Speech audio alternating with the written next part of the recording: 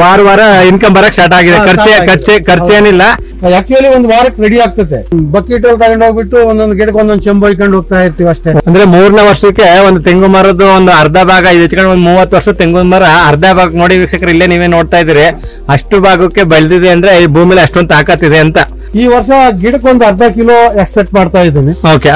ನಾನೇನ್ ಮಾಡ್ತೀನಿ ಅಂದ್ರೆ ಇದ್ರಲ್ಲಿ ವಾರಕ್ಕೆ ಒಂದು 15ರಿಂದ 20 ಗೊನೆ ಕಟ್ ಮಾಡ್ತಾ ಇರ್ತೀನಿ ಸರ್. ನನಗಿರೋ 4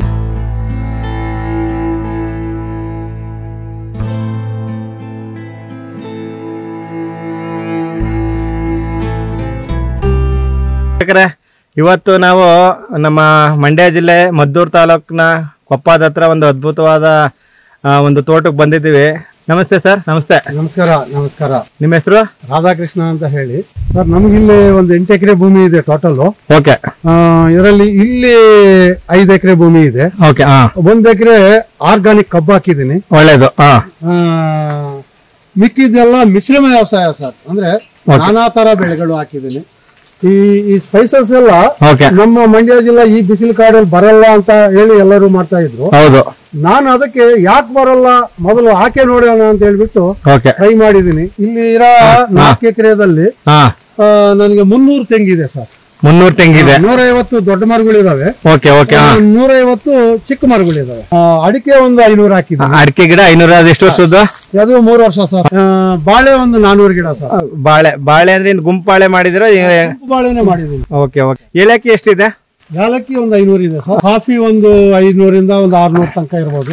ಜಾಕಾಯಿ 120 ಗಿಡ ಇದಾವೆ ಸರ್. ಓಕೆ. ಕಾಫಿ ನೋಡಿ ಎಷ್ಟು ಚೆನ್ನಾಗಿ ಬಂದಿದೆ ಅನ್ನೋದು. ಕಾಡ್ ಸೀಮೆನೂ ಇದೆ, ನೀರಾವರಿನೂ ಇದೆ. ಹೆಂಗ್ ಕಾಫಿ ಬೆಳೆದ್ರಿ? ಹೆಂಗ್ ಮೇಂಟೈನ್ ಮಾಡಿದ್ರಿ? ಇಲ್ಲ ಸರ್, ಇದೆಲ್ಲ ಪ್ಯೂರ್ ಆರ್ಗಾನಿಕ್. ಹೌದು.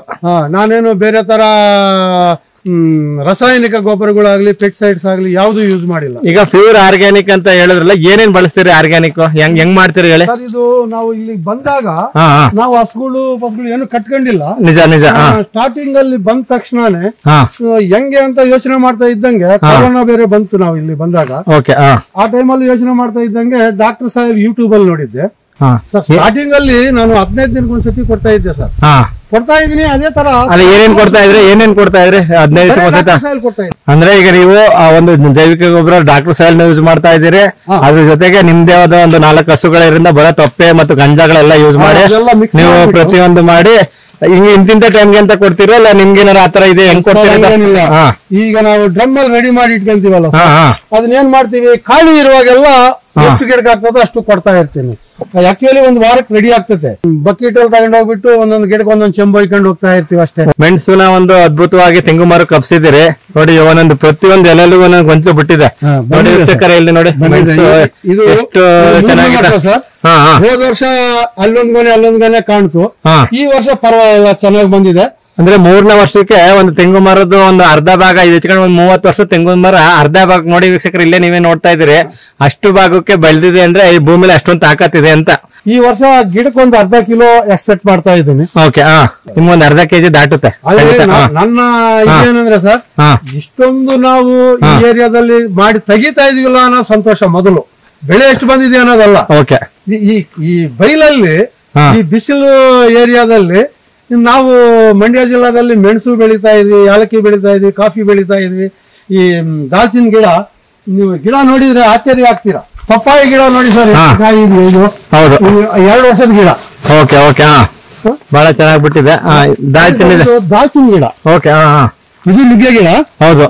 ಅದು ದಾಲ್ಚಿನ್ ಗಿಡ ನೋಡಿ ಸರ್, ಇದು 3 ವರ್ಷದ ಗಿಡನೇ. 3 ವರ್ಷದ ಗಿಡನೇ. ಓಕೆ. ಎಲ್ಲ ಗಿಡಗಳೆಲ್ಲ ಎಲ್ಲಿ ತಂದ್ರೆ ಈ ತರ ಎಲ್ಲ ಸ್ಪೈಸಸ್ ಏಲಕ್ಕಿಗಳು? ಶಿವಮೊಗ್ಗ ಜಿಲ್ಲಾಕ್ ಹೋಗಿದ್ದೀನಿ ಸರ್. ಒಂದೊಂದು ಐಟಮ್ ಒಂದೊಂದು ಕಡೆ ತಗೊಂಡ್ ಬಂದಿದ್ದೀನಿ. ಇದು ಅರಿಶಿನ ಸರ್. ಓಕೆ. ಈ ಮಧ್ಯದಲ್ಲೆಲ್ಲ ಅರಿಶಿನ ಹಾಕೊಂಡಿದ್ದೀನಿ. ಏನಿದ್ರಿಂದ ಏನ್ ಅನುಕೂಲ ಆಯ್ತು ನಿಮ್ಗೆ? ಭೂಮಿ ಖಾಲಿ ಇರಬಾರ್ದು ಸರ್. ಭೂಮಿ ಖಾಲಿ ಇರಬಾರ್ದು, ಭೂಮಿ ತನುವಾಗಿರ್ಬೇಕು. ಮತ್ತೆ ಈಗ ಅರಿಶಿನ ಅನ್ನೋದು ಒಂದು ರೋಗ ನಿರೋಧಕ ಶಕ್ತಿನ ಹೆಚ್ಚು ಮಾಡುತ್ತೆ ಭೂಮಿಲಿ. ಭೂಮಿಗೆ ರೋಗ ನಿರೋಧಕ ಶಕ್ತಿ ಹೆಚ್ಚಿಗೆ ಮಾಡ್ತದ ಒಂದು.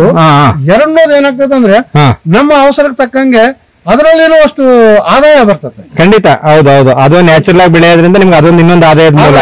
ಹಾಗೆ ಬಾಳೆ ಇಲ್ಲ, ನಾನು ನೋಡ್ತಾ ಇದ್ದೀನಿ ಪ್ರತಿಯೊಂದು ಇಂಚಿಂಚು ಜಾಗ ನೀವು ಬಾಳೆ ಉಪಯೋಗಿಸ್ಕೊಂಡಿದ್ರಿ. 4ನೇ ಬೆಳೆ ಸರ್. ಗಿಡ ನೋಡಿ ನೀವು, ಸ್ಟಮ್ ನೋಡ್ಕೊಳ್ರಿ, ಇದು 4ನೇ ಬೆಳೆ. ಅದು ಗುಂಪಾಳಲ್ಲಿ 4ನೇ ಬೆಳೆ. ನೋಡಿ ಖಂಡಿತ ಇಲ್ಲೇ ನೋಡ್ತಾ ಇದ್ದೀನಿ ಎಷ್ಟು ಈ ದಿಂಡೆ ನೋಡಿದ್ರೆ ಏನೋ ಈ ಮೊದಲನೇ ಕೂಳೆ ಬೆಳೆದವ್ರ ಏನೋ ಮೊದಲನೇ ತೆನೆ ಅಂತ ಅನಿಸ್ತಾ ಇದೆ. 4ನೇ ಅದು 3 ಕಂದಿದೆ.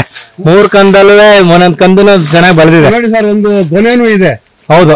ನಾನೇನ್ ಮಾಡ್ತೀನಿ ಅಂದ್ರೆ ಇದ್ರಲ್ಲಿ ವಾರಕ್ಕೆ ಒಂದು 15ರಿಂದ 20 ಗೊನೆ ಕಟ್ ಮಾಡ್ತಾ ಇರ್ತೀನಿ ಸರ್. ನನಗಿರೋ 400 ಗಿಡದಲ್ಲಿ. ಅಂದ್ರೆ ನಿಮ್ಗೊಂಥರ ವಾರ ಇನ್ಕಮ್ ಬರಕ್ ಸ್ಟಾರ್ಟ್ ಆಗಿದೆ. ಖರ್ಚೇನಿಲ್ಲ, ಬಟ್ ವಾರ ನಿಮ್ಗೆ 20-30 ಗೊನೆ ಬರ್ತಾ ಇದೆ. ಮತ್ತೆ ಇತ್ತೀಚೆಗೆ ಒಳ್ಳೆ ರೇಟ್ ಸಿಗೋದ್ರಿಂದ ಒಳ್ಳೆ ಅನುಕೂಲ ಆಗಿದೆ. ಈಗ 120 ರೂಪಾಯಿನೂ ಮಾರಿದೀನಿ. ಒಳ್ಳೇದು ಬಹಳ ಒಳ್ಳೇದು.